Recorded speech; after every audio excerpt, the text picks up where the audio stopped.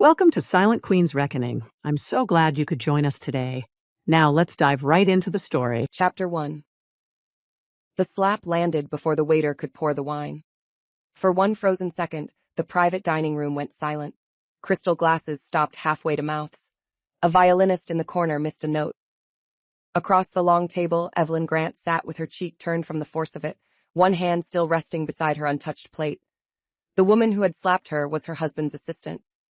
Clara Voss stood over Evelyn in a silver dress that cost more than most people's rent, her hand still raised, her lips curled with bright, reckless contempt.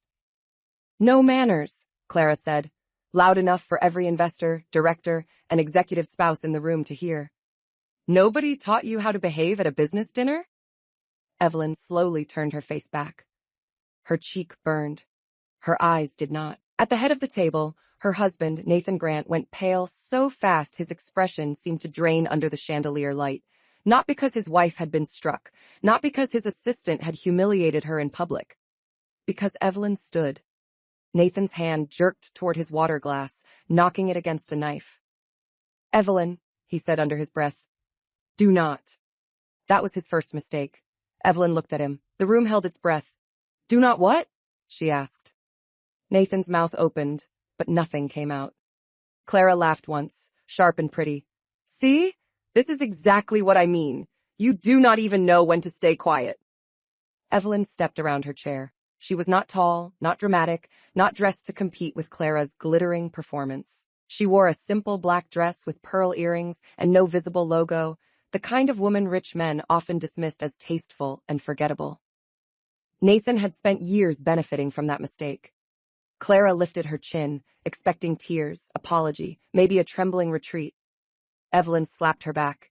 It was not wild. It was precise.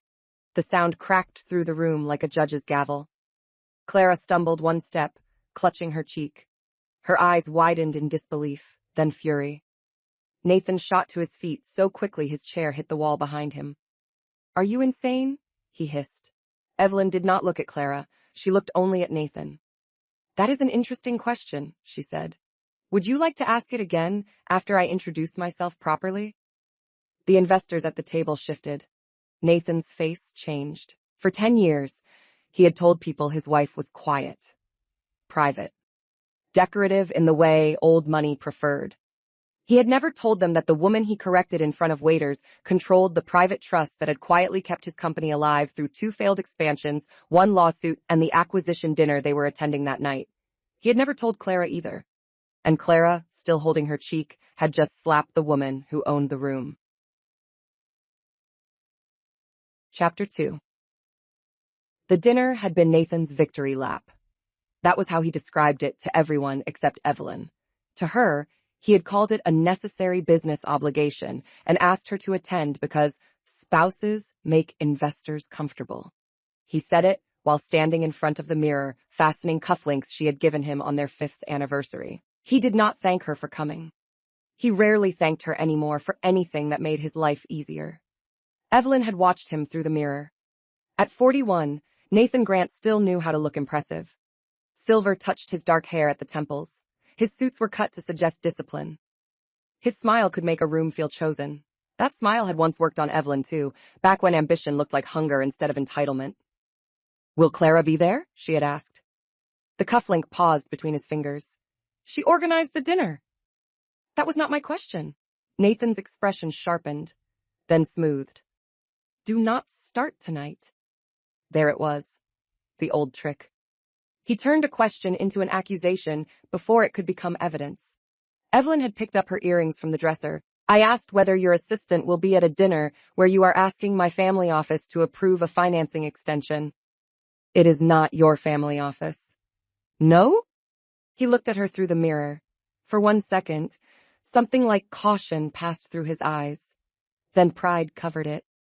"You know what I mean. Hartwell Trust is managed by professionals. You do not sit there with a crown deciding who eats." Evelyn slipped one pearl into her ear. "No. I read reports. Crowns are inefficient." Nathan gave a humorless laugh. "This is exactly why I need you calm tonight. These people do not need your little remarks."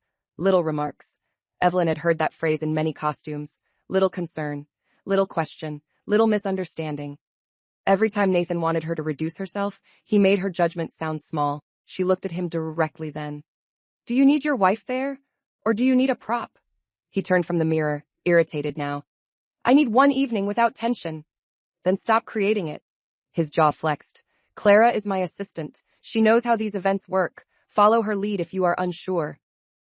That was when Evelyn understood he had not merely become careless with Clara. He had become comfortable letting Clara manage his wife. She said nothing. Nathan mistook that for compliance. Men like him often did. Chapter 3. Clara Voss had entered Nathan's company as an executive assistant and promoted herself socially within 6 months. She learned schedules first, then moods, then weaknesses. By the end of her first year, she could anticipate Nathan's preferences before he named them. Black coffee before board calls. A specific whiskey after bad press. A travel suite facing east because he liked sunrise photos for his private investor updates. She laughed at his sharpest jokes and looked wounded when he thanked her too casually. Nathan called her indispensable. Evelyn called that the first warning sign. Indispensable employees existed. Indispensable assistants who began choosing a CEO's tie, screening his wife's calls, and sitting beside him at private dinners were something else. Clara was 29, beautiful in a polished way, with pale hair, clever eyes, and a talent for turning service into intimacy. She addressed Evelyn as Mrs. Grant in public and Evelyn in private, as if familiarity were a privilege she had stolen and intended to display. The first time Clara corrected Evelyn, it had been over flowers. Nathan prefers white orchids at events, Clara said, removing the peonies Evelyn had chosen for a small dinner at their house. He finds peonies too sentimental. Evelyn had looked at her. This is my dining room. Clara smiled. Of course, I only mean he will be more comfortable. That was Clara's gift. She disguised intrusion as care for Nathan. The second time, she interrupted a conversation Evelyn was having with a supplier. Nathan asked that all vendor decisions run through me, Clara said. For his office? For shared events. This is my foundation luncheon. Clara's smile thinned. He said you would understand. Evelyn did understand. She understood Clara was testing walls. She understood Nathan was letting her. And she understood that if she reacted too early, Nathan would call it jealousy, insecurity, or feminine politics. So Evelyn did what she had learned from years of private capital work. She documented. She waited. She watched for the pattern to reveal its value. It did. Clara's name began appearing on expense approvals outside her role. Travel upgrades, personal styling, consulting retainers to an image agency owned by her cousin, a security pass coded with broader access than any assistant needed. Flowers billed to corporate events and delivered to Nathan's private apartment in New York on nights he claimed to be in Washington. Evelyn did not confront him immediately. Confrontation without leverage gave liars rehearsal time. Instead, she asked Hartwell Trust to commission a quiet governance review of Grant Meridian Holdings, Nathan's company. Not because she wanted to destroy him. At first, she still hoped the truth would be smaller than the dread. It was not. By the night of the dinner, Evelyn already knew enough to end the marriage. What she had not expected was Clara's hand across her face. Chapter 4. The dinner was held at Aurelia, a restaurant so exclusive that people with private drivers still pretended they had discovered it by chance. The private dining room overlooked the city through a wall of glass. Below, traffic moved like red and white stitches through the winter dark. Inside, the table had been set with ivory linens, low candles, and floral arrangements Clara had chosen herself. White orchids. Evelyn noticed and almost smiled. Predictable people were useful. They left fingerprints in style as well as money. Nathan greeted guests at the door with his practiced warmth. He touched elbows, remembered children's names, and spoke with the relaxed urgency of a man near a deal. Grant Meridian was acquiring a struggling logistics software firm called Northline Systems. The acquisition needed bridge financing, and the bridge depended on confidence from Hartwell Trust's partner network. Most people in the room believed Nathan had brought Evelyn because her last name still opened old doors. Only 3 people knew Evelyn did not merely carry the name. She chaired the investment committee that could close or collapse the deal by morning. Nathan knew. His chief financial officer, Adrian Cole, knew. And Evelyn's own counsel, Marianne Shaw, seated 2 tables away in the main restaurant as if by accident, knew. Clara did not. That ignorance made her bold. She floated around the room in silver silk, touching Nathan's sleeve, bending near his ear, laughing at private comments with the ease of a woman claiming territory. She placed herself between Evelyn and the investors twice. She corrected the seating cards once, moving Evelyn farther from Nathan and placing herself at his right. Evelyn watched the change happen. Nathan saw it too. He did nothing.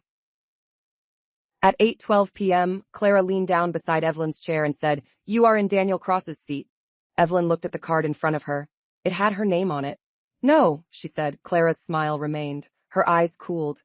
"Nathan needs Daniel near him for the financing conversation. You understand." "Then Nathan can ask." "Nathan asked me to handle the table." "And I am handling my chair." Clara's hand tightened around the back of the chair. "Do not embarrass him tonight." There it was, the sentence women like Clara borrowed from men like Nathan. "Do not embarrass him." As if the greatest public danger in the room were a wife refusing to move. Evelyn placed her napkin in her lap. "You may return to your seat." Clara stared at her for one long second. Then she walked away smiling. Evelyn knew the smile. It meant Clara had chosen escalation. Chapter 5. The first course was served under a pressure so polished it almost looked like elegance. Nathan gave a short speech about vision, timing, and discipline. Investors nodded. Directors lifted glasses. Clara sat at his right with a tablet near her plate, though no one else had brought work to the table. Evelyn sat 3 seats away, listening without visible expression. She had once loved Nathan's speeches. In the early days, his ambition had sounded like movement. He described companies as engines, markets as weather, people as bridges. He could make risk feel noble. Evelyn had believed in him because she saw not only what he wanted to build, but what he lacked: stability, patience, capital discipline. People who told him no before the market did. She became that person. Then he began resenting her for it. The soup arrived. Clara leaned toward Daniel Cross and said, "Nathan has been carrying this deal almost alone. Some people at home do not understand what leadership requires." The words were light enough to pass as conversation. They were aimed. Daniel glanced at Evelyn, uncomfortable. "I imagine leadership is demanding on any family." Clara laughed softly. "Some families support it better than others." Nathan looked down at his soup. Evelyn waited. That was the most painful part. Not Clara's insult, Nathan's silence. A stranger could be cruel, an assistant could be ambitious, but a husband who let another woman belittle his wife at his own table was making a choice. Evelyn set down her spoon. "Clara," she said, voice even, "when you refer to people at home, do you mean me?" The table went still. Clara blinked, then smiled. "I was speaking generally." "Then speak generally with better manners." A tiny sound escaped someone near the end of the table, almost a laugh. Clara heard it. Her face flushed beneath the makeup. Nathan's eyes snapped to Evelyn. Warning. She met them calmly. Clara lifted her wine glass, then set it down too hard. "Perhaps I should explain something. These dinners require discipline. They are not charity luncheons where everyone claps because your family name is on the invitation." Evelyn tilted her head. "You are explaining business discipline to me?" "Someone should," Nathan murmured. "Clara." But it was not a reprimand. It was caution. Not stop insulting my wife. More like not here. Clara heard the weakness and mistook it for permission. She stood. "No," she said, voice rising. "I am tired of watching people disrespect the work Nathan does. Some of us earn our place at this table." Then she walked around the table and slapped Evelyn. Chapter 6. After Evelyn slapped Clara back, the room divided into 3 kinds of people. Those who were shocked that a wife had been struck, those who were shocked that she had struck back, and those who suddenly wondered what Nathan knew that made him look terrified. Daniel Cross was the first to speak. "Nathan, what the hell is this?" Nathan did not answer him. He stepped toward Evelyn with both hands lifted in a placating gesture that made her stomach turn. He used to do that when calming angry investors. Open palms, soft voice, eyes trained on the problem. Tonight, the problem was not Clara's violence. The problem was Evelyn refusing to absorb it. "Evelyn," he said quietly, "we can handle this privately."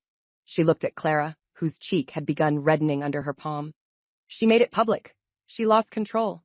So did I, according to you. Nathan swallowed. That is what you protected. Clara's eyes flashed. Protected? You embarrassed him all night. Evelyn finally turned toward her fully. Clara, you slapped a guest at a formal investor dinner. You are his wife. I am also a guest. You are acting like a victim. Evelyn's gaze cooled. No, I am acting like a witness. That word shifted the air. Nathan heard it and went still. Witness meant record. Witness meant statement. Witness meant she was no longer trapped inside the private language of marriage where men renamed harm as tension.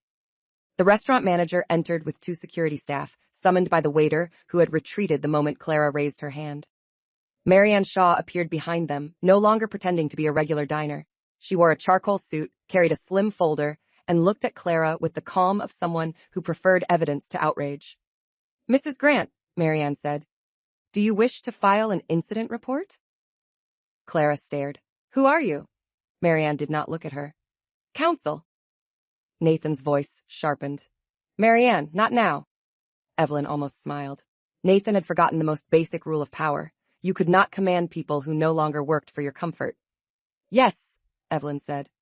I want a report. I also want the restaurant to preserve all security footage from this room, corridor, and entry area. Clara's face changed. Nathan's changed more. Evelyn, he whispered. Please. The word came too late. Chapter 7. The investors watched Nathan beg his wife not to preserve evidence. That did more damage than the slap. Violence could be called sudden, poor judgment, an emotional outburst, a private conflict spilling over. But the fear of footage made everyone in the room ask the same question at once. What else was on it?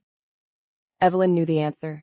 She had seen Clara enter with Nathan through the private elevator, though Nathan had told her he would arrive directly from the office. She had seen Clara adjust his collar near the bar, her hand lingering too long. She had seen Nathan touch the small of Clara's back while speaking to Daniel Cross. Small things, each explainable alone. Together, they formed a language. But tonight's footage mattered for more than an affair. It placed Clara at a financing dinner as an unauthorized participant in discussions that affected companies under review by Hartwell Trust. It showed her attempting to alter seating for investors. It documented her public assault. It recorded Nathan minimizing it before witnesses. A scandal was emotional. A governance failure was expensive. Marianne spoke to the restaurant manager in a low voice. The manager nodded quickly. Nobody wanted to be the establishment that lost footage of a billionaire's wife being slapped by a CEO's assistant. Clara took a step toward Nathan. Tell them this is ridiculous. Nathan did not look at her. That was when Clara understood.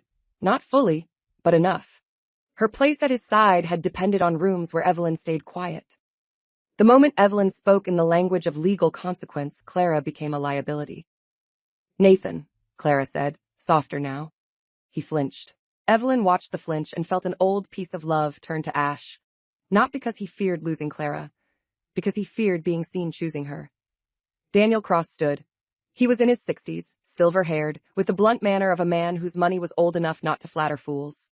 I think we are done here, he said. Nathan turned. Daniel, wait, this has nothing to do with the Northline acquisition. Daniel looked at Clara, then at Evelyn, then back at Nathan. You let your assistant strike the chair of the investment committee whose support you need, and you think that has nothing to do with judgment? The room seemed to tilt. Clara's lips parted. Several heads turned toward Evelyn. Nathan closed his eyes. There it was. The secret was not announced with a trumpet. It entered through Daniel's irritation and sat down at the table like it had always belonged there. Evelyn Grant was not merely Nathan's wife. She was the chair. Chapter 8, Clara whispered. Chair of what? Nobody answered immediately. That silence was its own education. Evelyn picked up her napkin and placed it neatly beside her plate. Her cheek still burned. Her palm tingled from striking Clara back. Her heartbeat was steady now, not because she felt no anger, but because anger had found a direction. Daniel exhaled through his nose. Hartwell Private Investment Committee. Clara looked from Daniel to Nathan. That is not true. Nathan said nothing. Nathan, she demanded. Still nothing.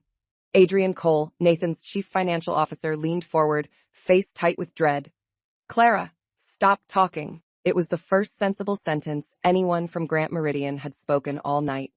Clara turned on him. You knew? Adrian looked miserable. Everyone who needed to know knew.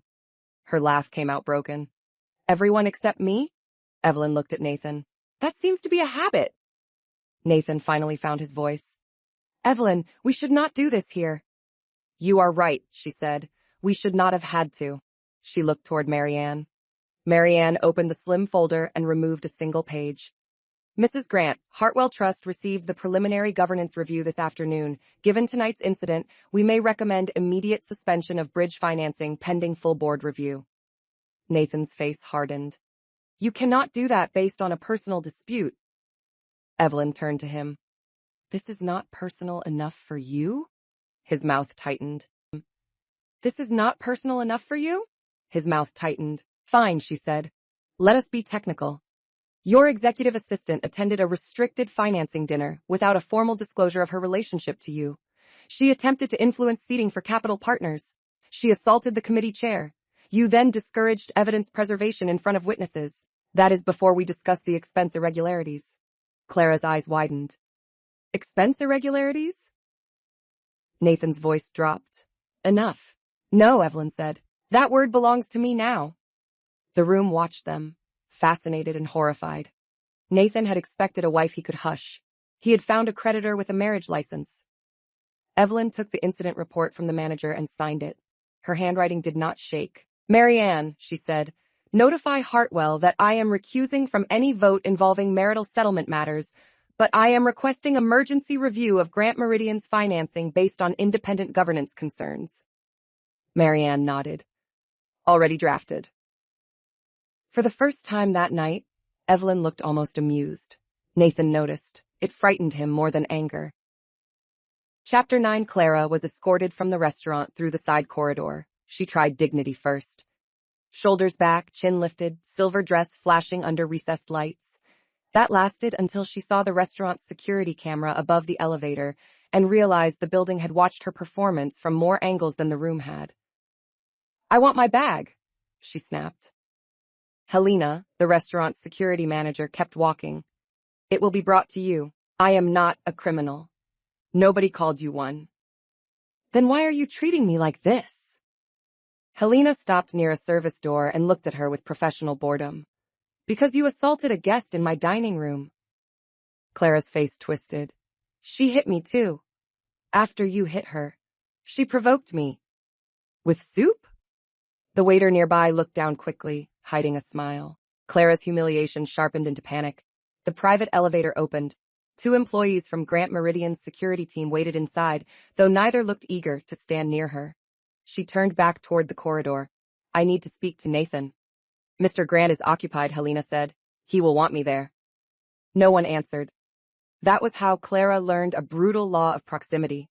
Being close to power was not the same as having it. She had mistaken Nathan's desire for protection, his whispers for status, his access for loyalty. But the moment she became costly, the man who let her slap his wife did not follow her out. Inside the dining room, Nathan was still trying to save the deal. Daniel, he said, you know my operational record. Daniel had not sat back down. I know enough to request distance. From me? From instability. Nathan turned to the other investors. Are we seriously pretending this dinner reflects company value? Evelyn answered before they could. Company value includes leadership judgment. You do not run my company. No, I evaluate whether Hartwell Capital should support it. He laughed once, low and bitter. There she is. Evelyn looked at him. Yes. The simplicity of that answer took the insult away from him. Nathan's expression flickered. For years, he had spoken as if Evelyn's competence were something he tolerated in private but concealed in public. Now it stood in front of him under chandelier light, witnessed by everyone he wanted to impress. He hated it, and he needed it. That was the beginning of his collapse. Chapter 10. The first call from Grant Meridian's board came before dessert would have been served. Nathan stepped into the corridor with Adrian Cole, leaving Evelyn in the dining room with Marianne and the investors who had not yet fled. The hallway was lined with dark mirrors, each reflecting Nathan from a different angle. He looked at himself and disliked every version. Board chair. Incoming call. He answered. Nathan, said Helen Ward, the board chair. Her voice had the calm of someone already briefed. Tell me the report I just received is exaggerated. Nathan pressed 2 fingers to his temple. There was an incident. Your assistant slapped Evelyn Grant at a financing dinner. She reacted to provocation. Adrian closed his eyes. Helen's silence was worse than shouting. Do you hear yourself? Helen, I need you to focus. The Northline acquisition cannot pause because my wife and Clara had a disagreement. A disagreement? A personal conflict. Your assistant struck the chair of a financing committee in front of our investors. Nathan lowered his voice. Evelyn is my wife. That did not make her less chair. The words landed because they came from Helen, not Evelyn. Nathan had survived years by separating Evelyn's roles into boxes. Wife, donor, family name, private advisor. He opened whichever box was useful and locked the others when they threatened him. Tonight, all boxes had opened at once. Helen continued. The board will meet at 7 a.m. You will preserve all communications involving Clara Voss, Hartwell Trust, Northline Systems, and any expense approvals related to tonight's dinner. This is unnecessary. It is mandatory. You are overreacting to optics. No, Nathan, I am reacting to risk. The call ended. Nathan lowered the phone. Adrian spoke carefully. We need to get ahead of this. Nathan turned on him. Do not start with crisis language. This is a crisis. It is a dinner. It is a dinner where your assistant assaulted your wife and exposed a governance review in front of investors. Whose side are you on? Adrian looked tired. The company's. That used to be the same as yours.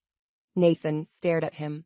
Then, from behind them, Evelyn's voice said, That is the problem with making yourself the company. Eventually, people have to choose which one survives. Nathan turned. She stood at the corridor entrance, Marianne beside her, the restaurant manager behind them, with a copy of the incident report. Her cheek had reddened. She had not tried to cover it with makeup. The mark was visible. So was the fact that she was still standing. Chapter 11. Nathan tried to drive Evelyn home. That was his next mistake. He approached her outside the restaurant while black cars lined the curb and winter air sharpened the edges of everyone's breath. Investors slipped away in quiet clusters. Daniel Cross left after kissing Evelyn's cheek gently on the uninjured side and telling her, Do not let him reduce this. Nathan heard. His jaw tightened. My car is here, he said. Evelyn buttoned her coat. So is mine. We are still married. That is a legal fact, not a transportation plan. Marianne coughed softly, possibly to hide amusement. Nathan stepped closer. Evelyn, please, we need to talk without an audience. You had many years. Do not make this theatrical. She looked at him with something almost like pity. Nathan, your assistant slapped me in a private dining room during an investor dinner. The theater opened without my permission. His face flushed. Clara was wrong. That is the first true thing you have said tonight. I will handle her. No. No. What do you mean, no? I mean, you do not get to handle a woman you empowered to humiliate me. The company can handle her employment. The restaurant can handle the incident report. My counsel can handle the legal record. I will handle myself. Nathan looked around. Drivers were watching without looking like they watched. The doorman stared straight ahead with heroic discipline. You are enjoying this, Nathan said, low. Evelyn's eyes changed. No, she said. I enjoyed the first years of our marriage before you started mistaking my patience for an endless resource. I enjoyed building a life with the man I thought you were. I enjoyed helping your company survive when banks would not touch your debt. Tonight is not enjoyment. It is accounting. For once, Nathan did not have a reply ready. Her car arrived, a dark sedan driven by a security officer Nathan had never met. That unsettled him. He had believed he knew the boundaries of Evelyn's life, her clothes, her charities, her family estate, her quiet office. He had forgotten that private did not mean empty. Before she entered the car, he said, If you freeze Hartwell funding, thousands of employees could suffer. She paused. There it was, the hostage argument. He had used it before in softer forms. The company needs me. The employees depend on me. You cannot challenge me without hurting innocent people.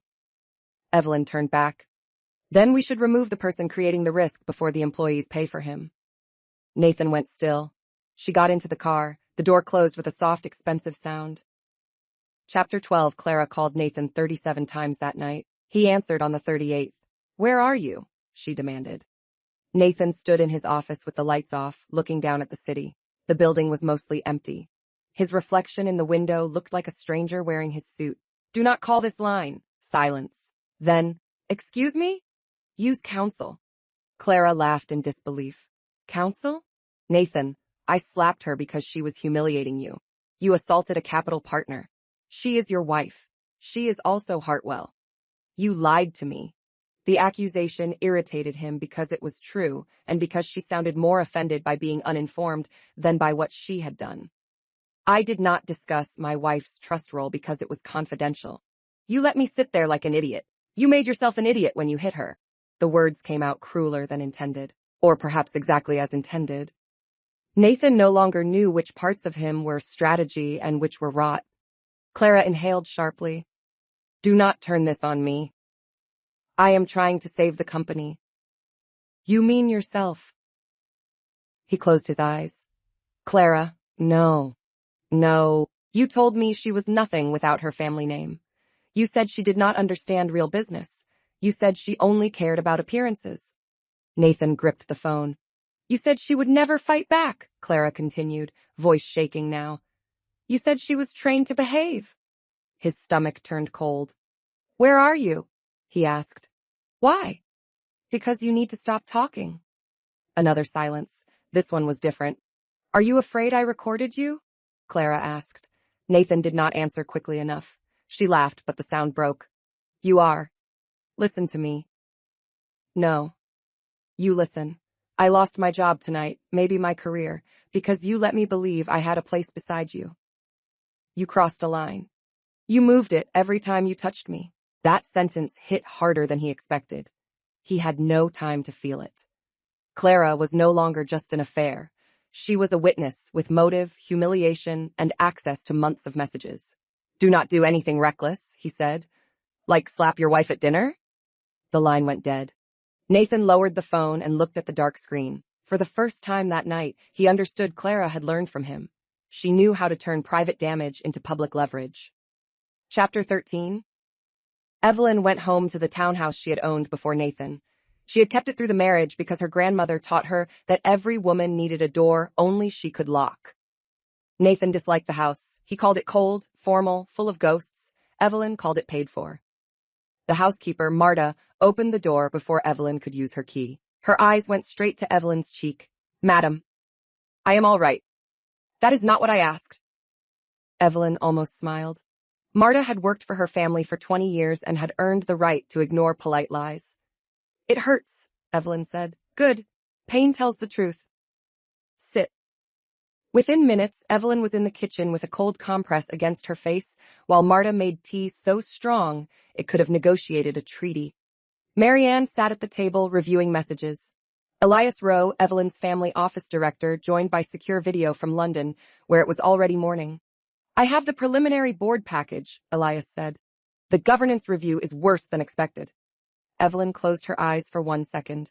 Summarize. Clara's compensation was adjusted 3 times without committee approval. Personal travel routed through investor relations. A consulting contract linked to her cousin's agency. Private apartment invoices coded as executive accommodation. There are messages suggesting Nathan knew. Marianne looked up. Suggesting? Several messages are ambiguous. Evelyn lowered the compress. Nathan writes ambiguity when he wants deniability. Elias nodded. Then yes, he knew. The words settled over the kitchen. Marta set tea in front of Evelyn with more force than necessary. I never liked that man. Marianne blinked. Evelyn looked at Marta. You said you liked him at the wedding. It was your wedding. I liked your dress. For the first time all night, Evelyn laughed. It hurt her cheek, but she let the laugh happen anyway. Then she opened the folder Marianne had brought. At the top was a photograph from the restaurant security still. Clara's hand midair. Evelyn seated. Nathan visible in the background, watching, not stopping. That image mattered more to Evelyn than the slap itself. The slap was Clara's act. Nathan's stillness was the marriage. Chapter 14. At 7 a.m., Grant Meridian's board convened without coffee and without illusions. Nathan entered the conference room 10 minutes early, wearing the same suit from the night before and the expression of a man prepared to call exhaustion strategy. Adrian Cole sat near the far end, eyes rimmed red. Helen Ward presided at the head of the table. Two independent directors joined remotely. Legal counsel occupied the side wall, where people sat when they expected minutes to matter. Evelyn joined by video. Nathan hated that. Not because remote attendance was unusual. Because she appeared in a quiet office, hair smooth, cheek marked, posture composed. The visible bruise made every word he planned to say sound worse before he said it. Helen began. This emergency meeting concerns the incident at Aurelia, the Hartwell governance review, and related conduct involving Clara Voss. Nathan leaned forward. Before we proceed, I want to say clearly that I regret last night's incident. Evelyn's face did not move. Helen asked, regret what specifically? The disruption. Adrian looked down. One director closed his eyes. Helen's voice cooled. Try again. Nathan's jaw tightened. I regret that Clara struck Evelyn. And that I did not intervene quickly enough. Evelyn spoke for the first time. You did not intervene at all. Nathan turned toward the screen. I was trying not to escalate. You escalated by asking me not to preserve evidence. The room shifted. Helen looked at legal counsel. Counsel made a note. Nathan felt control slipping. He moved to the larger argument. This company cannot allow a marital conflict to destabilize a major acquisition.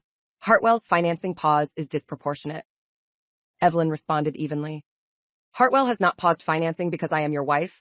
Hartwell has paused because Grant Meridian failed to disclose executive misconduct, assistant overreach, expense irregularities, and potential misuse of investor access. Alleged. Documented in preliminary form. By a review you ordered. By a review the financing agreement permits. Helen interrupted. Nathan, did you authorize Clara Voss to attend restricted financing discussions? She manages my schedule. That is not an answer. She attended as staff. Adrian finally spoke. She was seated as a principal guest. Nathan stared at him. Adrian's voice shook but held. She was given access to pre-dinner briefing materials. I objected by email. Helen looked up sharply. You did? Adrian nodded. 3 times. Nathan's face went blank. Evelyn did not look surprised. That was when Nathan realized she had already read the emails. Chapter 15. The board requested Nathan leave the room for executive session. He refused at first. Then legal counsel reminded him that refusal would be recorded. That moved him. He walked into the outer corridor where the company's framed milestones lined the wall. Founding year. First major contract. International expansion. Acquisition of Meridian data.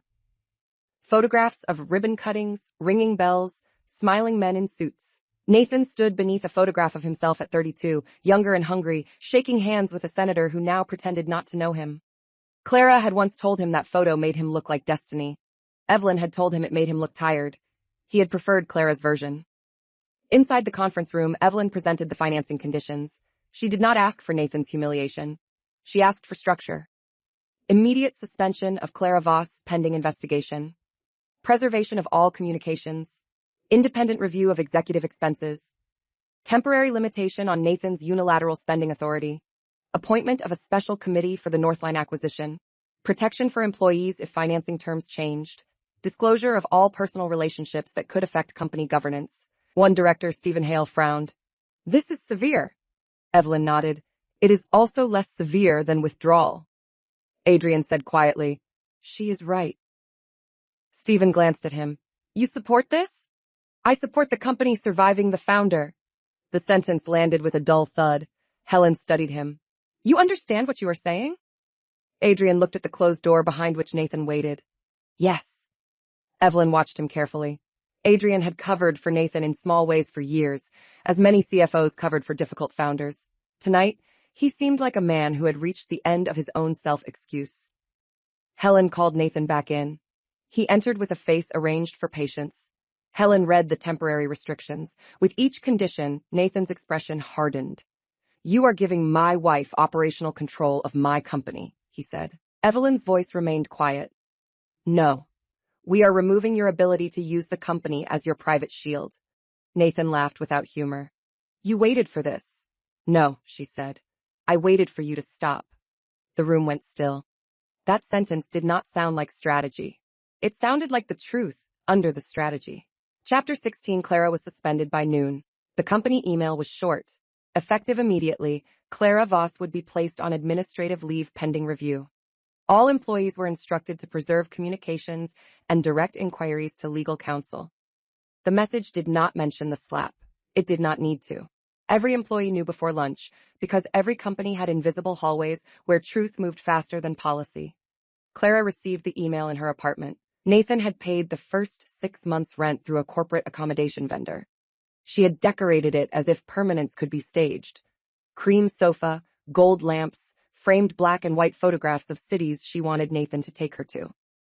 On the coffee table lay her company laptop, now locked remotely. She called Nathan. No answer. She called again. No answer. Then she called Adrian Cole. He answered on speaker with counsel present. Clara, I cannot discuss the investigation without legal. Her voice was brittle. Investigation? I ran that man's life. That is part of the problem. Do not talk down to me. You let me arrange those dinners. You sent me investor packets. Adrian closed his eyes. Under Nathan's instruction. Then say that. He opened them. I intend to. Clara went silent. For the first time, Adrian heard fear instead of fury. He will blame me, she said. Adrian did not answer. Adrian. Get a lawyer, she laughed softly. That bad? Yes. After the call ended, Clara sat on the cream sofa and stared at the locked laptop. Nathan had told her Evelyn was ornamental. He had told her old money women preferred quiet because noise made them look common. He had told her she understood him in ways Evelyn never could. Clara now understood something else. Nathan described women according to what he needed them to give. Evelyn had been boring when he needed Clara to feel special. Clara became reckless when he needed the board to see distance. The names changed. The use remained. She opened a drawer and removed the phone she used only for private messages with Nathan. Unlike the company laptop, it still worked. There were voice notes. There were photos. There were instructions. Clara stared at the screen until tears burned her eyes. Then she called a lawyer. Chapter 17. Evelyn did not go to Nathan's house. That distinction mattered because for 9 years, everyone called it their house. Though her money had purchased it, her grandmother's architect had restored it, and Nathan had filled it with furniture too sharp to sit on comfortably. After the board meeting, he texted her once.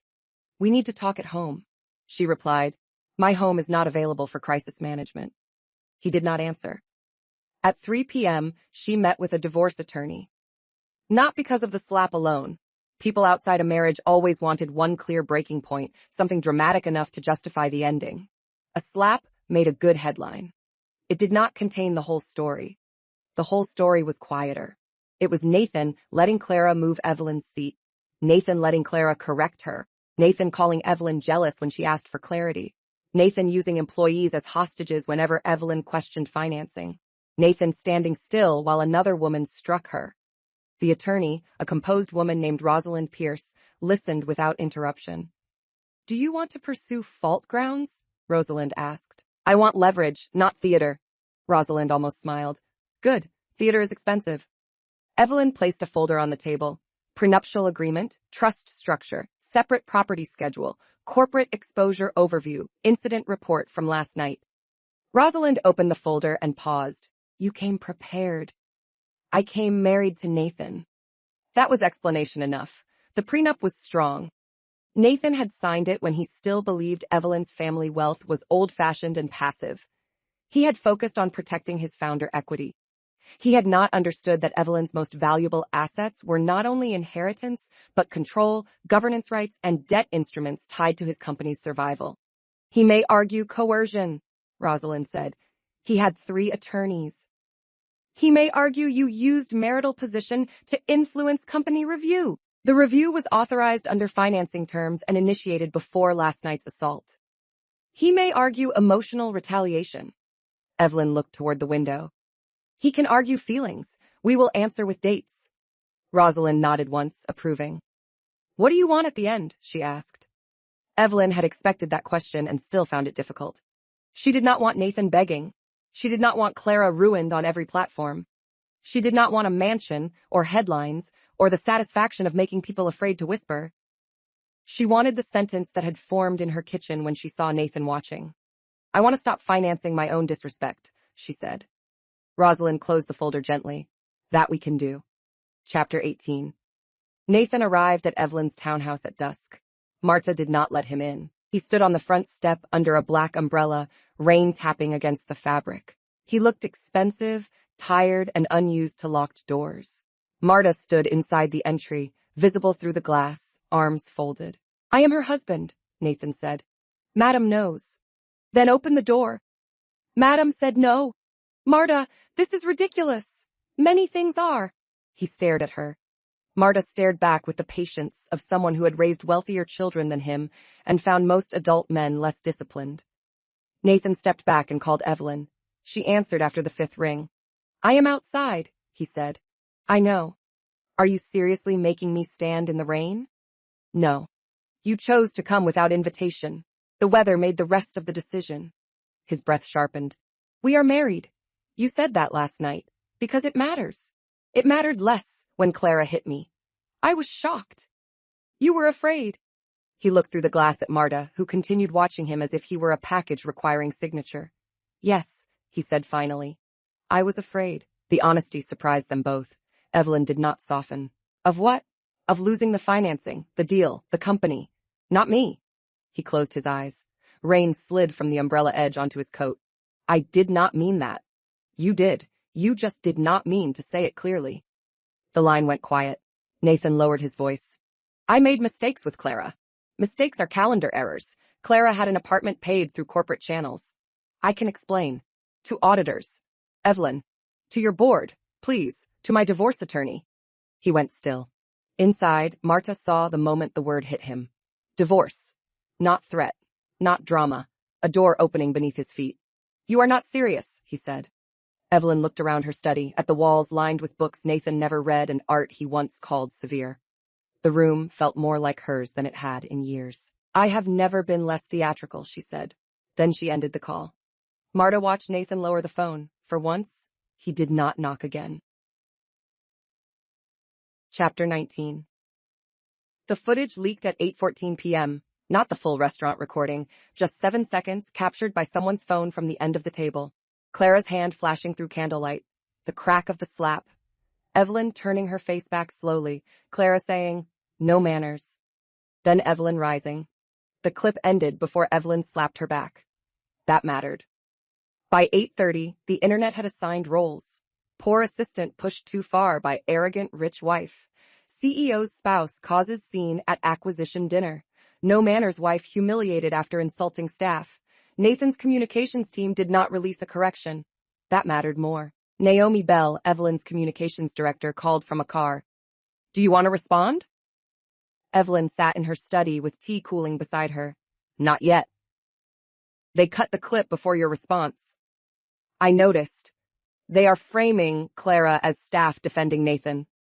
"She is not staff in the way they mean it." "Exactly. We can release the full footage." Evelyn looked at the rain moving across the window. The old version of her might have waited for Nathan to correct the record. The older version might have called him and asked, in a voice too careful, why his team was letting strangers make her the villain. She was finished asking people to stop benefiting from her silence. "Give them 1 hour," Evelyn said. "For what?" "For Grant Meridian to issue an accurate statement. And if they do not, then release the full sequence with timestamps and no adjectives." Naomi was quiet for a second. Clean. Clean is harder to dispute. At 9:12, Grant Meridian issued a statement expressing regret for a private disagreement that had been taken out of context. Private disagreement. Evelyn forwarded it to Naomi with one word. Now. At 9:18, the full footage appeared through Evelyn's legal communications account. It showed Clara provoking Evelyn, Nathan failing to intervene, Clara striking first, Evelyn returning the slap, Nathan panicking, and Evelyn requesting evidence preservation. No music, no captions, no emotional headline, just the room, the table, the sound, the truth. The public turned so fast it nearly gave the story whiplash. By 10 o'clock, the phrase private disagreement had become a joke. By 10:30, investors were asking why Grant Meridian tried to minimize assault. By 11 o'clock, Clara's name was linked to expense irregularities. At midnight, Nathan sent Evelyn one message. "You could have warned me." She replied, "I did. For years." Chapter 20. Clara's lawyer contacted Marianne the next morning. By noon, there was a meeting. Evelyn did not attend in person. She watched through a secure video feed from her office, the same way she watched acquisition presentations when she wanted to see who lied with numbers. Clara sat beside her lawyer in a beige conference room, stripped of glitter. Her hair was tied back. No silver dress. No bright mouth. Without Nathan's reflected power, she looked younger and far less certain. Marianne began. "Miss Voss, you requested this meeting." Clara's lawyer nodded. "My client is prepared to cooperate with the governance review. In exchange for consideration regarding potential claims." Marianne's expression did not change. "We are listening." Clara swallowed. "Nathan told me Evelyn was only on the trust as a courtesy." Evelyn did not move. "He said she never made real decisions," Clara continued. "He said she was sheltered. He said people humored her because of her grandmother." Marianne asked, "Did he instruct you to attend restricted financing events?" "Yes." "Did you receive investor materials?" "Yes." "From whom?" Clara's eyes flicked toward her lawyer. "Nathan forwarded some. Adrian sent some, after Nathan told him to include me." "Did you understand they were confidential?" "I understood Nathan wanted me to have them." Marianne's pen paused. "That is not the same thing." Clara's face tightened. "I know that now." The questioning continued. Apartment invoices, travel, jewelry, seating changes, messages, voice notes. Clara had kept more than Evelyn expected, not from wisdom but from insecurity. She had wanted proof Nathan chose her. Now those proofs became a map of misconduct. Then Marianne asked the question Evelyn had been waiting for. "Before you struck Mrs. Grant, did Mr. Grant ever encourage you to confront her?" Clara looked down. Her lawyer touched her wrist. Clara said, "He told me someone needed to teach her that business dinners were not family tea." Evelyn closed her eyes. There it was. Not an order, not enough to make Nathan legally responsible for Clara's hand, but enough to show the atmosphere he created and fed. Marianne's voice remained level. "When did he say that?" "In the car, on the way to the restaurant." "Was anyone else present?" "The driver." Evelyn opened her eyes. Marianne looked toward the camera, just briefly. Evelyn understood. Find the driver. Chapter 21. The driver remembered everything. His name was Owen Price. He had worked for the car service for 12 years, long enough to know that wealthy people often forgot drivers had ears. He arrived at Marianne's office in a navy jacket, nervous but prepared. He brought a small notebook because he wrote down unusual incidents after a difficult divorce client once accused him of taking a wrong route. "Mr. Grant and Miss Voss argued in the back seat," Owen said. Marianne slid a recorder onto the table after obtaining consent. "About what?" "Mrs. Grant attending the dinner." "What did Mr. Grant say?" Owen looked uncomfortable. "He said, she needs to remember tonight is not one of her little charity things." Evelyn listened from the adjoining room. Little charity things. Her foundation had funded pediatric trauma centers, rural legal clinics, and emergency housing for women leaving violent homes. Nathan knew that. He had praised it in public when donations made him look generous. Owen continued. "Ms. Voss said Mrs. Grant always looked down on her. Mr. Grant said Mrs. Grant looked down on everyone because nobody had ever corrected her properly." Marianne asked, "Those exact words?" "Yes, ma'am. Corrected her properly." Evelyn's hand tightened around her pen. "Did he instruct Miss Voss to slap Mrs. Grant?" "No." "Did he tell her to confront Mrs. Grant?" Owen hesitated. "He said if Mrs. Grant embarrassed him, Miss Voss should handle it because he could not afford a scene." Marianne let the silence sit. "Did Miss Voss respond?" She said, "Gladly." The words seemed to glow in the air. Gladly. After Owen left, Marianne entered the adjoining room. "It does not make him liable for assault directly," she said. "I know, but it strengthens pattern and intent." "I know." Marianne studied Evelyn. "Are you all right?" Evelyn looked at the notes in front of her. Nathan had not simply failed to defend her. He had discussed her correction like an operational inconvenience before dinner. Pain came then. Not loud, not dramatic. A cold inward folding. "I will be," Evelyn said. Marianne nodded, accepting the answer as future tense. Chapter 22. Nathan was suspended 2 days later. The board called it temporary executive leave. The press called it a stunning fall. Employees called it overdue in private messages they immediately deleted. Grant Meridian's stock fell, then steadied after Hartwell Trust announced conditional support for interim leadership and employee protection. Nathan watched the announcement from his office, where security waited to collect his company devices. He did not yell. That would have been easier to dismiss. He sat behind the desk he had designed too large for the room and stared at Helen Ward as she read the board decision. "You cannot run Grant Meridian without me," he said. Helen looked tired. "We are about to find out." Adrian Cole stood near the window, now appointed interim chief executive. He looked sick with nerves, but steadier than Nathan expected. Nathan turned to him. "You wanted this." Adrian's jaw tightened. "I wanted clean books and a CEO who did not turn every warning into disloyalty. I built your career. You also asked me to bury invoices." Helen closed the folder. "Enough." Security collected Nathan's laptop, phone, badge, and executive access card. Each item placed in the gray evidence box sounded too soft for what it represented. When the badge was taken, Nathan felt something inside him panic. Not because of the plastic card, because doors had opened for him automatically for years. Offices, clubs, private dining rooms, investor suites, hotel elevators, even Evelyn's patients. He had mistaken access for identity. Now a security guard escorted him to the elevator like any other former employee. In the lobby, people pretended not to watch. Nathan saw his reflection in the glass doors as he left. For the first time in years, he was not framed by a company logo, a wife beside him, an assistant behind him, or a room waiting for his approval. He was simply a man on a sidewalk. His phone, personal and newly inadequate, buzzed. "Clara." He declined. Then he looked up and saw Evelyn across the street, stepping out of a car with Marianne. She did not look at him. That hurt more than if she had. Chapter 23. Evelyn entered Grant Meridian through the front doors because the board invited her. She had not come to celebrate Nathan's suspension. She had come to protect employees from the consequences of a founder who confused himself with infrastructure. The lobby was colder than she remembered, all marble, steel, and confidence. Nathan had designed it after the company's first billion-dollar valuation. Evelyn had suggested warmer lighting. He told her the space needed to feel powerful. Now it felt anxious. Employees watched discreetly from behind glass walls and reception desks. Some had seen the footage. Some had heard rumors. Some only knew the woman their CEO once called private had arrived with counsel after his badge stopped working. Adrian met her upstairs. "Thank you for coming," he said. "How bad?"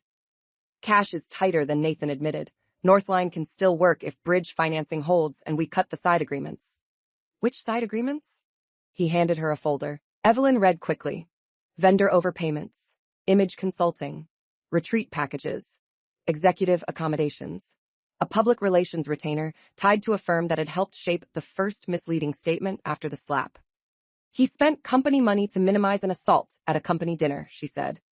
Adrian's face colored. "Yes. Did you approve this?" "No. Nathan authorized through discretionary spend." "That discretion is gone." "Yes." They entered the executive conference room. Department heads waited with the tense posture of people expecting layoffs, lawsuits, or both. Evelyn did not sit at the head of the table. She sat on the side, opened her folder, and got to work. "Hartwell's position is simple," she said. "We will not withdraw financing if Grant Meridian meets governance conditions, protects rank-and-file employees, and cooperates fully. No one in this room will be punished for telling the truth. No executive bonus will be paid before employee retention is secured. No legal fee for Nathan Grant or Clara Voss will be paid by the company unless required by contract and approved by independent counsel." The head of operations exhaled audibly. Evelyn looked around the table. "Questions?" A young legal director raised her hand. "What happens if Nathan sues?" Evelyn's expression did not change. "Then he will discover documents have page numbers." No one laughed loudly, but several people looked less afraid. Chapter 24. The divorce petition was filed on a Thursday morning. Nathan found out from his attorney, not from Evelyn. That offended him, though he could not have explained why, without sounding like the kind of man who believed he deserved courtesy after public disrespect. He read the filing in a private room at his lawyer's office. Irreconcilable breakdown of marriage. Separate property preserved. Temporary exclusive use of the marital residence requested by Evelyn because the residence was held by her trust. Preservation of communications. Protective order regarding financial documents. The language was calm. The effect was not. She wants the house, Nathan said. His attorney, Marcus Venn, looked at the page. The house appears to be owned by her trust. We lived there. That may affect access to personal property, not ownership. I renovated it. With funds reimbursed by the trust, according to the schedule.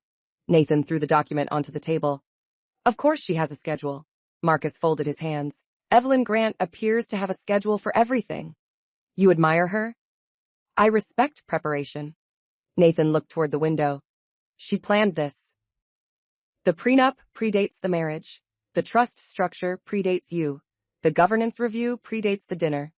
The incident report followed the incident. Be careful with the word planned. She was waiting for me to fail. Marcus's voice cooled slightly. Mr. Grant, your assistant slapped your wife after you encouraged her to handle embarrassment. There is no version of this where the central event is your wife's patience ending. Nathan stared at him. For a moment he wanted to fire Marcus. Then he remembered fired lawyers still billed. What can I keep? Marcus did not ask whether he meant assets, reputation, or pride. Some equity if you cooperate, personal property, a negotiated public statement, possibly a structured exit from litigation if you avoid retaliation. And Clara? Clara is cooperating. Nathan's face hardened. Of course she is. You should assume everything you said to her may become evidence. Nathan looked at the petition again. For years, Evelyn had been a quiet margin note in the story he told about himself. Now she was the author of the document ending it. Chapter 25. Clara's deposition lasted 6 hours. She cried twice, contradicted herself once, and eventually told enough truth to become useful. Evelyn did not attend, but she read the transcript that evening in her townhouse library while rain stitched the windows. Question? Did Mr. Grant characterize Mrs. Grant as uninvolved in Hartwell Trust decisions? Answer: yes. Question: what words did he use? Answer: he called her a ceremonial signature. Evelyn paused. Ceremonial signature. She looked at her own hand resting on the page. That hand had signed debt extensions that saved Nathan's payroll. It had signed disaster relief grants after hurricanes. It had signed hospital funding, scholarship programs, acquisition approvals, and the divorce petition now moving through court. Ceremonial. She continued reading. Question: did Mr. Grant ever suggest you had authority over Mrs. Grant at events? Answer: he said Evelyn was bad at rooms and that I should manage her. Question: manage how? Answer: seating. Conversations. Visibility. If she asked questions, redirect her. If she looked upset, get her out before investors noticed. Evelyn closed the transcript. For a while, she did not move. The humiliation had not been spontaneous. It had been systematized. Nathan had not simply drifted into disrespect. He had delegated it. Marta entered with tea and found Evelyn staring at the closed file. Bad? Marta asked. Clear. Sometimes that is worse. Evelyn nodded. Marta set down the tray. When your grandmother was alive, she used to say a man who needs a woman managed is usually afraid she will speak the exact right sentence. Evelyn smiled faintly. Grandmother said many useful things. She married badly once. Evelyn looked up. Marta's face remained calm. I thought she was married only to my grandfather. That was the good one. The statement opened a small door in Evelyn's grief. Her grandmother, who had seemed born certain, had once chosen wrong too. Not publicly, perhaps. Not in the way Evelyn had. But enough to leave wisdom behind like tools. Evelyn touched the transcript. Maybe inheritance was not just money. Maybe it was also a warning passed down by women who survived rooms no one recorded. Chapter 26. Nathan tried apology when strategy failed. The letter arrived through counsel, which made it less dangerous and more insulting. It was 2 pages, typed, signed by hand. Evelyn read it once in Rosalind's office. Evelyn, I have had time to reflect on the pain caused by recent events. I regret my role in allowing boundaries to blur and in failing to protect you from an unacceptable moment. Our marriage deserves more than public conflict. I hope we can find a path toward healing privately. She stopped there. Unacceptable moment, she said. Rosalind looked over her glasses. I noticed. Boundaries blurred. That too. Healing privately. Classic. Evelyn set the letter down. He is apologizing to the optics. Do you want to respond? Yes. Rosalind picked up a pen. Evelyn dictated. Nathan, I acknowledge receipt of your letter. I do not accept language that reduces a sustained pattern of disrespect, concealment, and delegated humiliation to a blurred boundary or an unacceptable moment. Future communication should remain through counsel. Rosalind glanced up. That is all? That is all. Elegant. Restrained. Sharper than elegant. Evelyn almost smiled. The response was sent that afternoon. Nathan read it in his apartment, then threw it across the room. It landed near a box of things removed from his former office, framed awards, a leadership book he had never opened, a photograph of him and Evelyn at a charity gala. In the photograph, he was smiling toward the camera. Evelyn was looking at him. He picked it up despite himself. He remembered that night. She had secured a donor who saved the pediatric wing campaign. He had taken the microphone and thanked everyone for supporting his family's philanthropic values, as if the work had been his idea. Evelyn had smiled.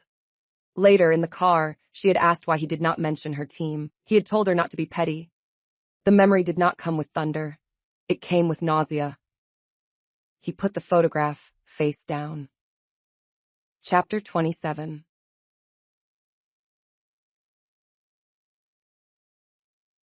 The restaurant became a character in the scandal. Aurelia's owner, Marco Bellini, was furious that his dining room had become shorthand for executive misconduct. He sent Evelyn a handwritten apology and an offer to host any future event for free. Evelyn declined the free event, but accepted a private meeting. They met on a Monday afternoon before service. The dining room looked different in daylight. No candles, no investors, no silver dress, just polished tables waiting for evening. Marco was a compact man with expressive hands and a face trained by decades of hospitality to show warmth even under stress. Mrs. Grant, I am deeply sorry, he said. Your staff handled the incident properly. Still, it happened here. It happened because Clara Voss hit me, and Nathan Grant let the atmosphere become possible. Marco nodded, relieved by precision. We have reviewed security procedures for private rooms. Good. Evelyn looked at the chair where she had sat. The room held no mystical power, but memory did. She felt again the shock of impact, the silence, the weight of all those eyes waiting to see whether she would make her own injury convenient for them. She walked to the chair and touched its back. Would you host a dinner here next month? She asked. Marco blinked. Of course. For whom? Women founders funded by Hartwell. Legal clinic partners. Some employees from Grant Meridian who cooperated with the review. No speeches about resilience. Just dinner. Marco's eyes softened. Same room? Same room. May I ask why? Evelyn turned from the table. Because I do not want the worst thing that happened here to own the room. Marco bowed his head slightly. Then we will make it beautiful. The dinner took place 4 weeks later. There were flowers, but not orchids. Evelyn chose deep red roses, green branches, and small candles. Women filled the table with conversation that did not shrink itself. A founder talked about surviving investor harassment. A legal director from Grant Meridian described the cost of staying silent too long. Marta attended as Evelyn's guest and told a venture capitalist that his tie was too loud for soup. Evelyn laughed until her cheek hurt in memory only. That night, the room changed ownership. Not legally. Emotionally. Sometimes that mattered too. Chapter 28, Grant Meridian, survived. That offended Nathan more than its collapse would have. Under Adrian Cole's interim leadership, the company completed a smaller, cleaner version of the Northline acquisition. Hartwell released bridge financing in tranches tied to oversight milestones. Employees kept their jobs. Wasteful executive spending was cut. Clara's consulting links were terminated. The board appointed an independent ethics officer who had the personality of a locked cabinet and the memory of a courtroom transcript. Within 6 months, the stock stabilized. Within 8, analysts began describing the company as newly disciplined. Newly disciplined. Nathan read those words like betrayal. In his mind, Grant Meridian without him should have stumbled visibly. It should have confirmed that his flaws were the price of brilliance. Instead, the company became less theatrical and more functional. Meetings started on time. Department heads spoke more freely. Adrian gave credit to teams. Investors liked boring answers more than Nathan had ever believed possible. Evelyn watched from a distance. She did not become CEO. She did not want Nathan's chair. That disappointed gossip pages, which preferred stories where women took thrones from fallen men and sat in them wearing sharper lipstick. Evelyn's victory was less decorative and more useful. She changed terms. At a quarterly review, Adrian presented the first clean compliance report. No undisclosed executive personal expenses, he said. Evelyn nodded. Good. Employee retention is above target. Better. Northline integration is delayed by 2 weeks, but within revised cost range. Acceptable. Adrian lowered the page. I want to say something off agenda. Evelyn waited. I should have spoken sooner. About Clara's access.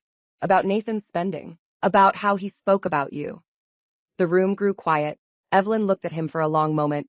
Yes, you should have. He took the hit without flinching. I am sorry. Do not apologize only to me. Build a company where the next person who notices something wrong does not have to choose between silence and career risk.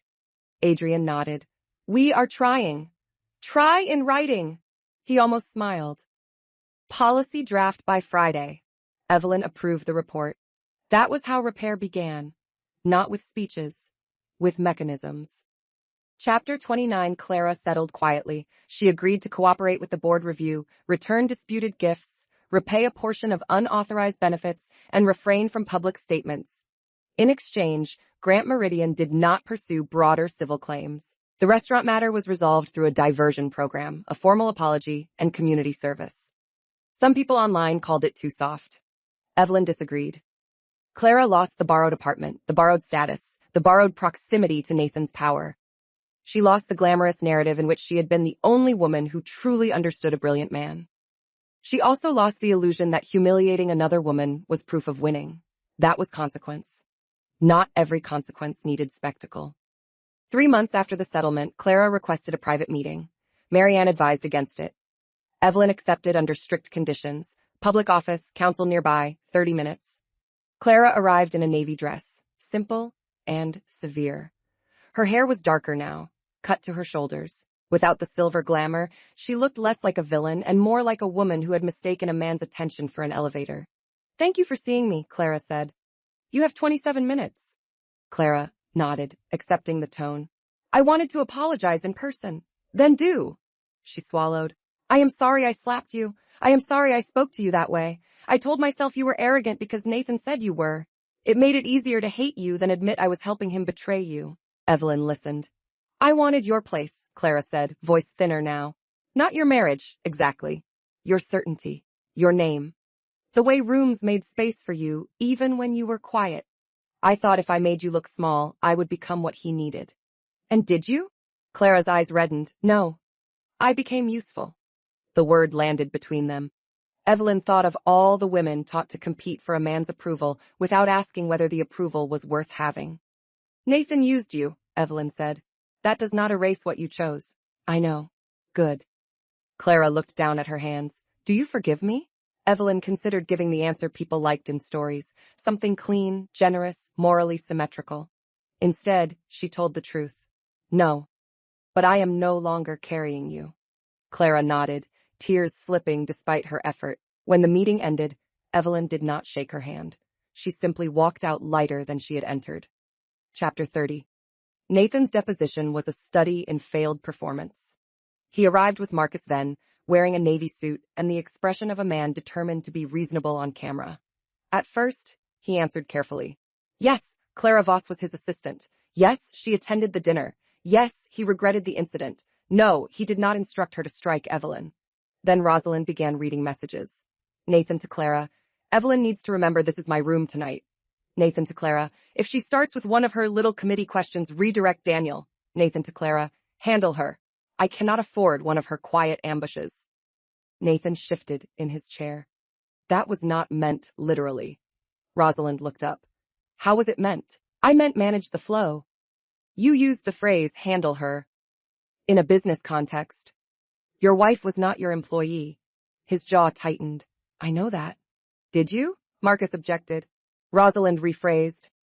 At the time you sent this message, did you believe Clara Voss had authority to direct Mrs. Grant's seating, conversations, and participation at the dinner? I believed Clara had authority to manage the event. Including your wife? including guests. Your wife? Nathan exhaled. Yes. The word cost him. Evelyn watched from another room. She felt no triumph, just a cold confirmation that the marriage had been even smaller in his mind than she feared. He had not thought of her as a partner. He had thought of her as part of event logistics. Rosalind continued. Why did you not tell Miss Voss that Mrs. Grant chaired the Hartwell Committee? It was confidential.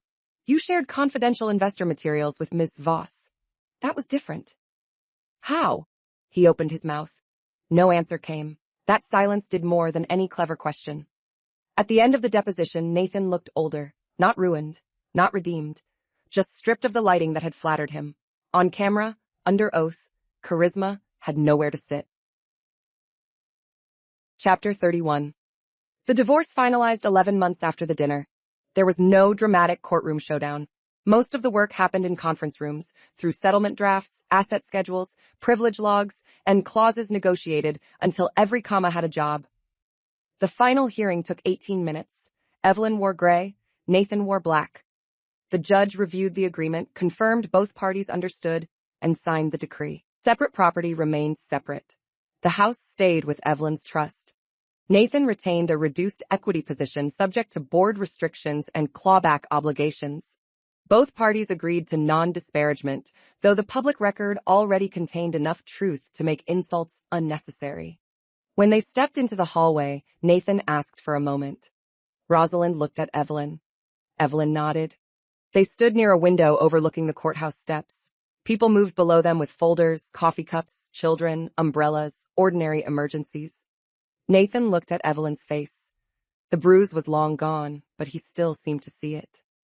I am sorry, he said. Evelyn waited. He swallowed.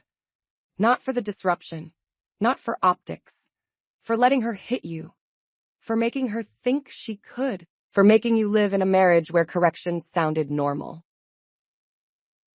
The apology was late. It was also the first one that named the wound properly.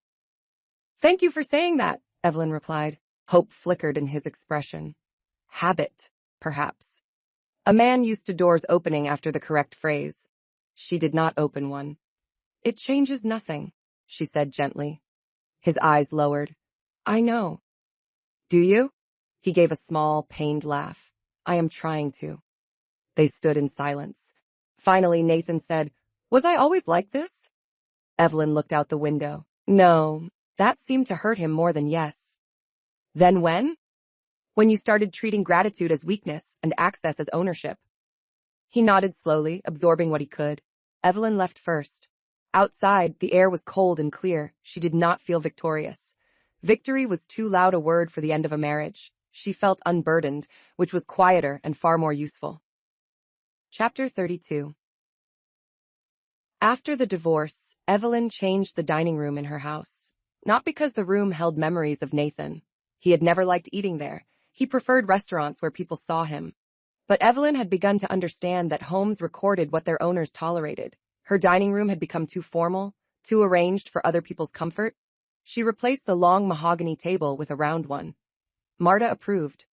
Better, no head of table for foolish men. That was not the design brief. It should have been. Evelyn invited friends for dinner the following Friday. Not investors, not board members, friends. Caroline, who ran a legal aid nonprofit. Theo, her cousin, who brought terrible wine as a joke and good wine in a second bag. Naomi, who arrived with flowers that were not orchids. Marianne came late, carrying dessert and 3 legal jokes nobody understood. They ate too much pasta. They argued about movies. Marta joined them for coffee after pretending she was only checking the kitchen. Evelyn watched the room fill with overlapping voices and realized how long she had mistaken peace for quiet. Quiet could be control. Peace had room for noise. Near midnight, Caroline raised her glass. To Evelyn's new table, Theo added, and to not getting slapped by underqualified assistants. Theodore, Caroline said. What? Too soon? Evelyn laughed. No, accurate. The laughter did not erase the past. It did something better. It placed the past among people who loved her, where it became a story she could tell without shrinking. After everyone left, Evelyn stood in the doorway and looked at the round table. Plates stacked, candle wax cooling, a wine stain on the linen. Evidence of life, not performance. Marta came beside her. Good room now, Evelyn nodded. Yes, she said. Good room. Chapter 33. Hartwell Trust changed its financing rules the next quarter. The new policy required expanded disclosure of personal relationships involving executive assistants, consultants, intimate partners, and event staff with access to confidential investor materials. It also created a direct reporting channel for employees pressured to manage spouses, partners, or family members at business events. Some old partners thought it excessive.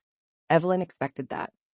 In the policy meeting, Stephen Hale, an outside advisor with a talent for sounding reasonable while resisting change, said, "Are we not at risk of overcorrecting from one unpleasant incident?" Evelyn looked at him over the top of the document. A woman was assaulted at a financing dinner after months of undisclosed access and expense irregularities. Which part are you calling unpleasant? Stephen cleared his throat. I only mean policy should not be emotional. Good. This one has definitions. Naomi, seated behind her, looked down quickly. The policy passed. Afterward, a junior analyst named Priya waited outside Evelyn's office. She was 26, brilliant, and usually so composed that her nervousness felt significant. Miss Grant, may I tell you something off record? You may tell me something confidential. Off record is for journalists. Priya nodded, cheeks coloring. At my last firm, a partner made assistants rate wives after events. Who helped, who hindered, who needed managing. I thought it was normal until I read the new policy. Evelyn felt something cold move through her. Do you have documentation? Some. Old emails. Send them to Marianne. We will not use your name without consent. Priya's shoulders loosened. Thank you. After she left, Evelyn sat alone for a moment. There it was again. Pain becoming infrastructure. Not because suffering was noble, but because unexamined suffering became tradition. Someone had to interrupt the tradition and write a rule. Evelyn picked up her pen and added a note to the policy implementation memo. Do not design systems for the best-behaved powerful person.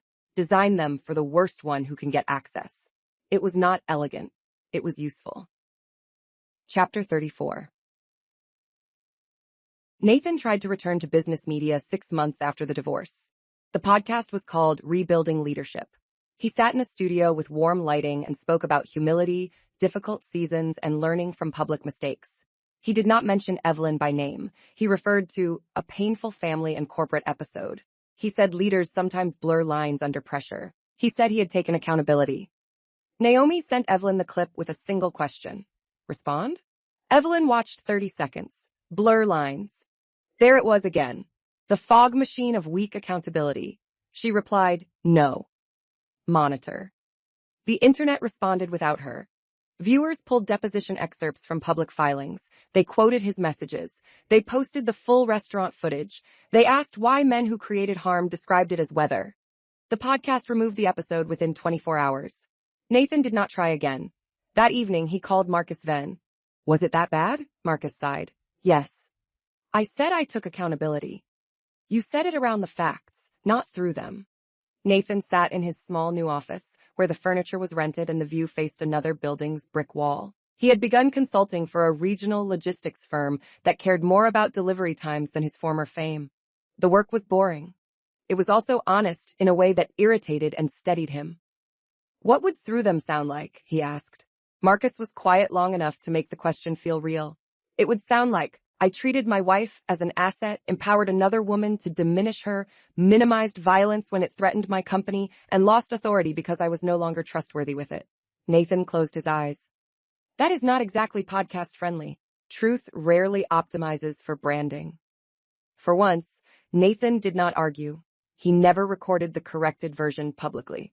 But he wrote it down. That was not redemption. It was a start too private to impress anyone. Chapter 35. Clara found work at a nonprofit events office in another city. Evelyn learned this only because Marianne included it in a final compliance update.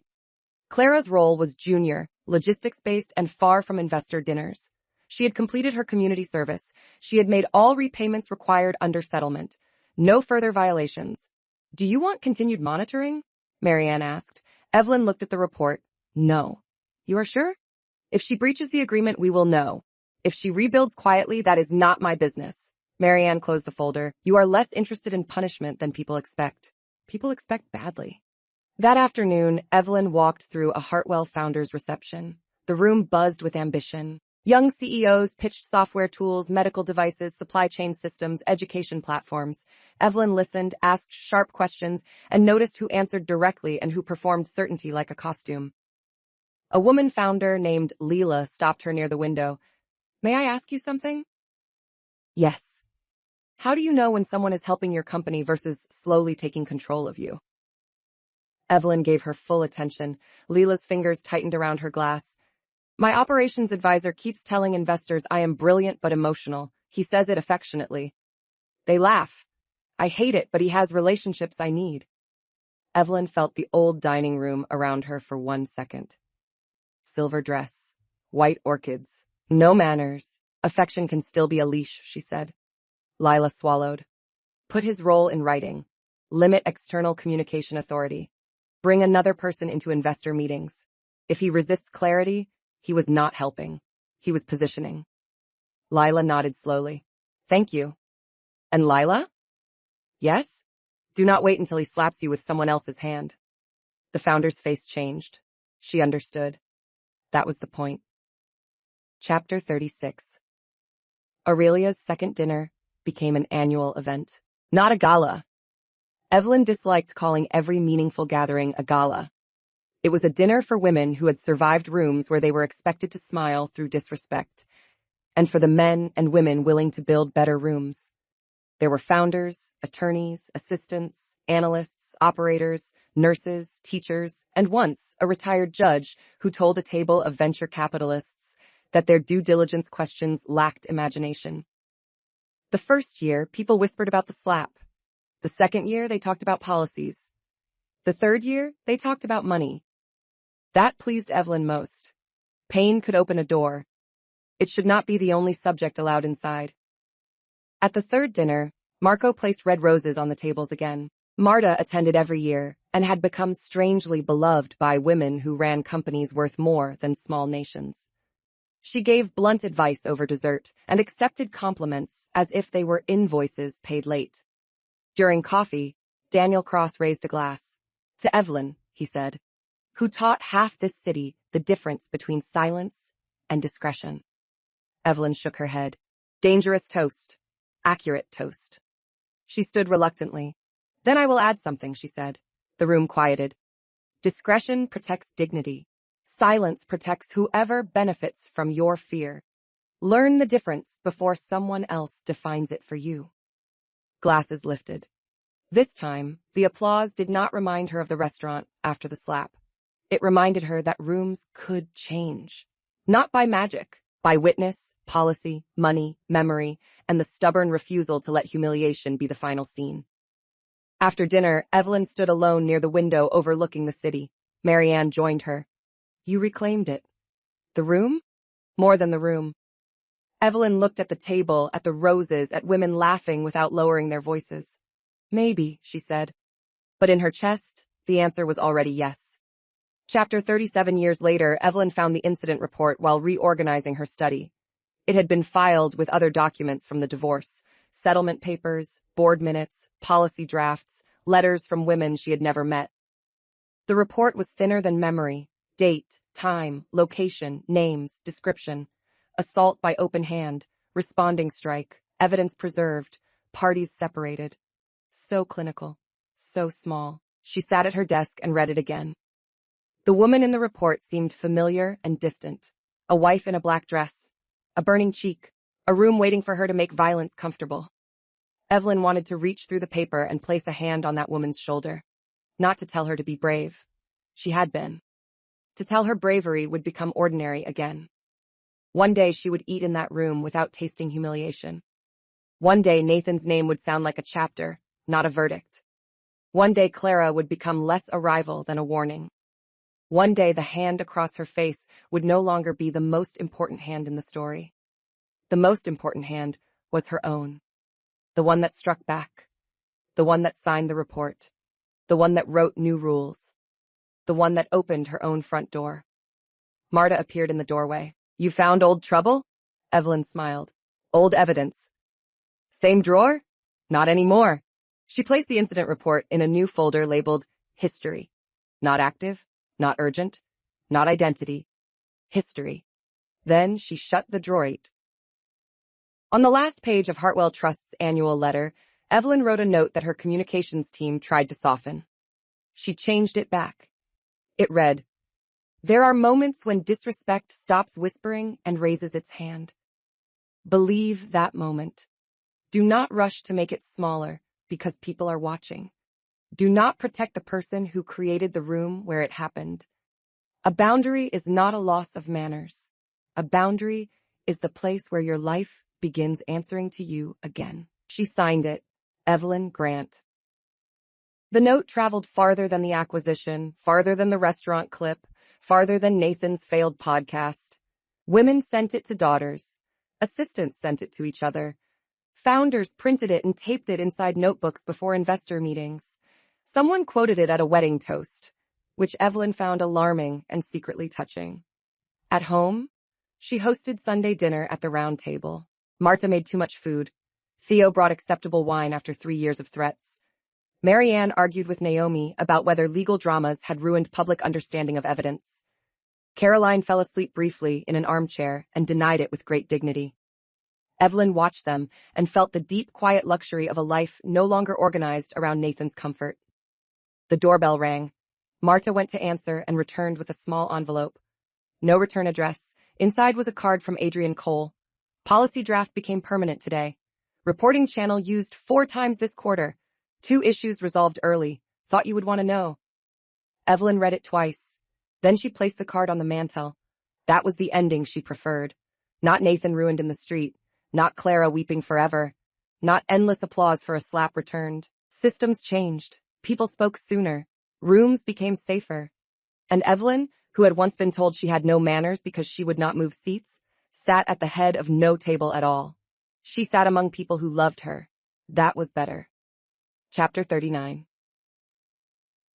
4 years after the slap, Evelyn returned to Aurelia for a dinner that had nothing to do with Nathan, Clara, or the company that once nearly swallowed her name. It was Marta's birthday. Marta had resisted the idea for 3 weeks. She said expensive restaurants put too much foam on honest food and charged people for plates with empty corners.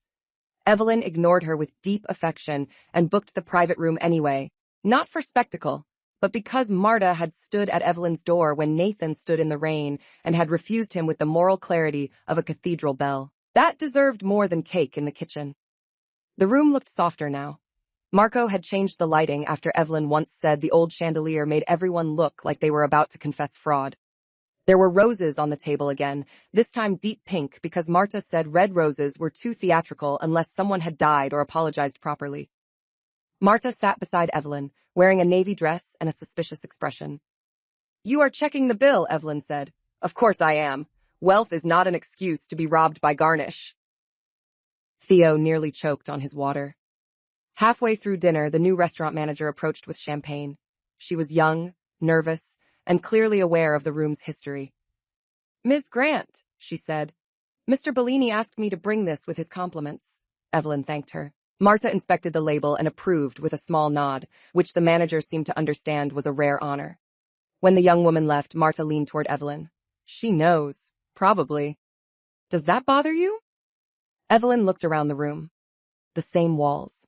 Different flowers, different people, different version of herself. "No," she said. "A room can remember without owning you." Marta considered that, then raised her glass. "Good. Then I will remember the dessert menu." Everyone laughed. Later, after coffee, Evelyn stepped into the corridor alone. She stood near the place where Clara had been escorted out, where Nathan had tried to shrink everything into a private matter, where Evelyn had first understood that public humiliation could become public evidence if she refused to hide it. Her phone buzzed with a message from Adrian Cole. Grant Meridian had just completed its 3rd clean audit cycle. Employee turnover was down. The reporting policy Evelyn insisted on had been adopted by 2 companies in Hartwell's portfolio. The note ended with 1 sentence. "Rooms are safer because you refused to call that night a scene." Evelyn read it twice. Then she slipped the phone into her bag and returned to dinner. Not because the past had vanished. Because it no longer had to walk ahead of her. Chapter 40. The following spring, Evelyn was invited to speak at a leadership program for young women entering finance, law, and operations. She almost declined. She disliked panels where pain was packaged into inspiration and sold back to women as personal branding. But the organizer sent a note that changed her mind. We do not want the scandal story. We want the boundary story. So Evelyn went. The auditorium was full of women in dark blazers, borrowed heels, fresh notebooks, and expressions that reminded Evelyn of herself before she learned how expensive politeness could become. She stood at the podium without slides. Many of you have been told to be easy in rooms, she began. Easy to seat, easy to interrupt, easy to redirect, easy to praise as poised when what people mean is manageable. No one moved. Do not confuse manners with disappearance. Pens started moving. Evelyn did not tell the story for drama. She told it cleanly. A dinner, an assistant, a slap, a husband who panicked only when the consequences reached his company. She did not name Clara with cruelty. She did not name Nathan with longing. She named the pattern. The danger was not only that a woman hit me, she said. The danger was that a room full of intelligent people waited to see whether I would make it convenient for them. A young woman in the second row lowered her pen. Evelyn saw tears in her eyes. If something happens to you in a room like that, you may feel pressure to become smaller so the evening can continue. You may be told not to embarrass someone. Ask yourself who is being protected by your silence. Then protect yourself first. After the speech, students lined up with questions. Some asked about prenups. Some asked about documentation. Some asked how to find counsel before trouble arrived. One woman waited until the end, twisting a ring on her finger. What if I hit back, and everyone says I became just as bad? She asked. Evelyn answered carefully. Not every fight requires a return slap. Sometimes hitting back is leaving. Sometimes it is saving an email. Sometimes it is calling a lawyer. Sometimes it is saying no in a room that expected yes. The point is not to mirror harm. The point is to stop cooperating with your own erasure. The young woman nodded, breathing unevenly. And if people still judge? Evelyn smiled a little. They will. Let them do it from outside the life you saved. That line traveled later, clipped and shared, though Evelyn never watched the videos. At home that night, she sat at her round table with a cup of tea and looked at the city lights beyond the window. Once she had believed public dignity meant never letting anyone see the wound. Now she knew dignity could also mean pointing to the wound and saying, clearly, this is where the blade entered, and this is where it stopped. The next morning, she added one more sentence to the Hartwell policy training materials. A woman naming harm is not creating risk. She is identifying it. That sentence, more than any headline, felt like the true ending. Subscribe for more stories about betrayal, hidden power, and the quiet moment a woman stops protecting people who mistake her silence for permission.